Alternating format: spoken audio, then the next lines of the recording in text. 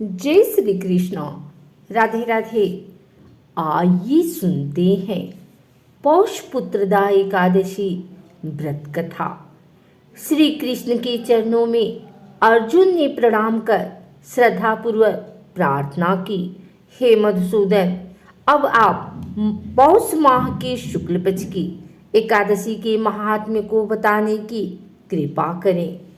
इस एकादशी का क्या नाम है, इसका क्या विधान है, इस दिन किस देवता का पूजन किया जाता है? कृपा कर मेरे इन सभी प्रश्नों का विस्तार सहित उत्तर दें। अर्जुन के प्रश्न पर श्री कृष्ण ने कहा, हे अर्जुन, पौष मास की शुक्ल पक्ष की एकादशी का नाम पुत्रदा है। इसका पूजन पूर्व में बताई गई विधि अनुसार ही करना चाहिए। इस उपवास में भगवान श्री हरि की पूजा करनी चाहिए। संसार में पुत्रदा एकादशी उपवास के समान अन्य दूसरा व्रत नहीं है। इसके पुण्य से प्राणी तपस्वी, विद्यमान और धनवान बनता है। इस एकादशी से संबंधित जो कथा प्रचलित है उसे मैं तुम्हें सुनाता हूँ, श्रद्धापूर्वक श्रवण करो। प्राचीन समय में भद्रावती नगरी में शुकेतुमान नाम का एक राजा राज्य करता था। उसकी कोई संतान नहीं थी। उसकी पत्नी का नाम शैव्या था। उस पुत्रहीन राजा के मन में इस बात की बड़ी चिंता थी कि उसके बाद उसके और उसके पूर्वजों को कौन पिंड दान देगा। उसके पितृ भी व्यथित हो पिंड लेते थे कि सुकेतुमान के बाद हमें कौन पिंड देगा। इधर राजा भी बंधु बांधव, राज्य, हाथी घोड़ा आदि से संतुष्ट नहीं था। उसका एकमात्र कारण पुत्रहीन होना था। बिना पुत्र के पितरों और देवताओं से उत्तीर्ण नहीं हो सकते। इस तरह राजा रात दिन इसी चिंता में घुला करता था। इस चिंता के कारण एक दिन वह इतना दुखी हो गया कि उसके मन में अपने शरीर को त्याग देने की इच्छा उत्पन्न हो गई। किंतु वह सोचने लगा कि स्वयं को घात पहुंचाना तो महापाप है। अतः उसने इस विचार को मन से निकाल दिया। एक दिन इन्हीं विचारों में डूबा हुआ वह घोड़े पर सवार होकर वन को चल दिया। घोड़े पर सवार राजा वन, पक्षियों और वृक्षों को देखने लगा। उसने वन में देखा कि मृग, बाघ, सिंह, बंदर आदि विचरण कर रहे हैं। हाथी शिशुओं और हाथियों के बीच में विचर रहा है। उस वन में राजा ने देखा कि कहीं तो सियार करकस शब्द निकाल रहे हैं और कहीं मोर अपने परिवार के साथ नाच रहे हैं। वन के दृश्यों को देखकर राजा और ज्यादा दुखी हो गया कि उसके पुत्र क्यों नहीं है। इसी सोच विचार में दोपहर हो गई।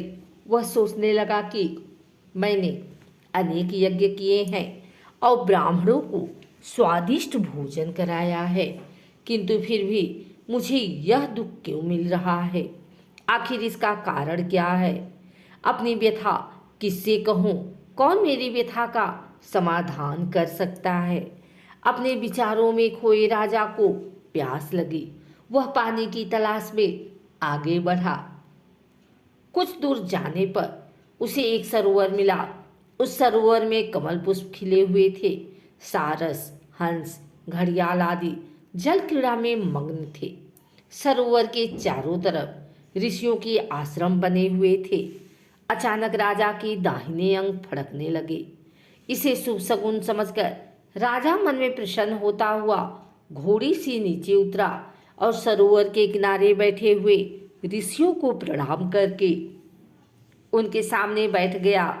ऋषिवर बोले, हे राजन, हम तुमसे अति प्रसन्न हैं। तुम्हारी जो इच्छा है हमसे कहो।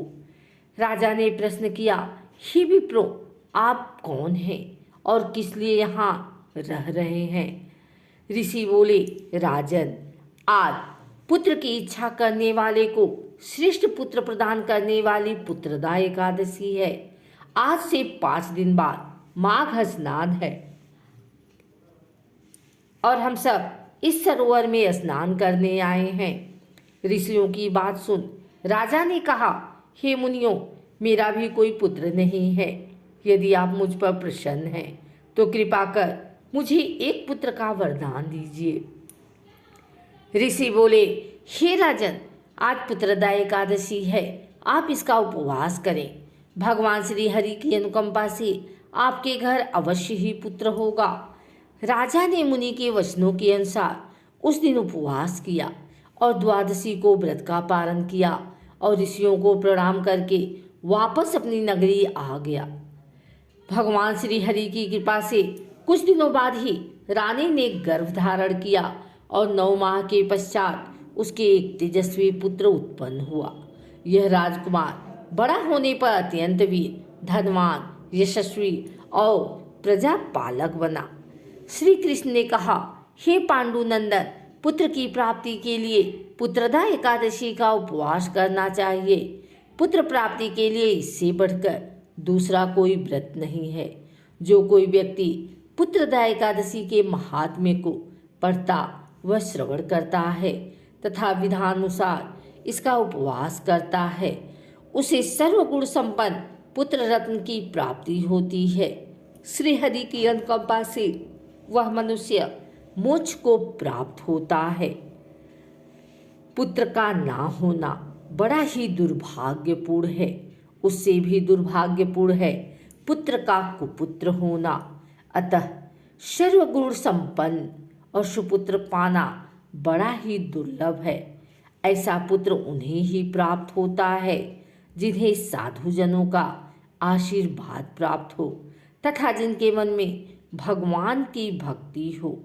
इस कलयुग में सुयोग्य पुत्र प्राप्ति का श्रेष्ठ साधन पुत्रदा एकादशी का व्रत है। अगर आपको हमारी वीडियो अच्छी लगी हो तो इसे लाइक करें, कमेंट करें, शेयर करें। हमारे चैनल को सब्सक्राइब करके बेल नोटिफिकेशन ऑल पर सेट कर लें ताकि आगे आने वाली वीडियो सबसे पहले आप तक पहुंच सके। धन्यवाद।